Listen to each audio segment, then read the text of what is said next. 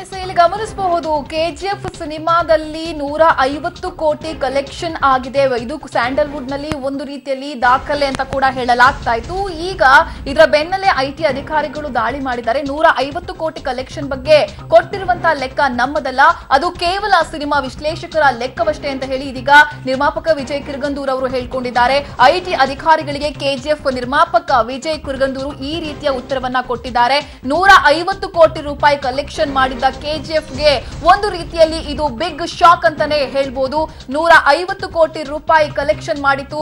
ಎಲ್ಲರ ಹುಬ್ಬೇರುವಂತೆ ಮಾಡಿದಂತ ಸಿನಿಮಾ ಇದು.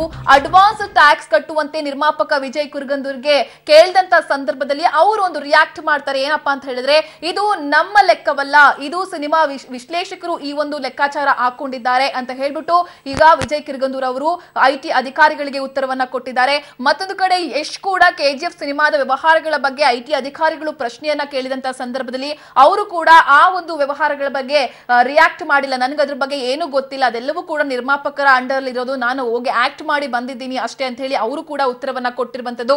ಇದೆಲ್ಲವನ್ನ ಕೂಡ ಗಮನಿಸ್ತಾ ಇದ್ದಾಗ ಇಲ್ಲಿ ಕೆಜಿಎಫ್ ಸಿನಿಮಾವನ್ನೇ ಅದನ್ನೇ ಯಾಕೆ ಟಾರ್ಗೆಟ್ ಮಾಡಿದ್ದಾರೆ ಅನ್ನೋ ಪ್ರಶ್ನೆಗಳು ಕೂಡ ಸಾಮಾಜಿಕ ಜಾಲತಾಣಗಳಲ್ಲೂ ಕೂಡ ಒಂದಷ್ಟು ಮಂದಿ ಕೇಳ್ತಾ ಇದ್ರು.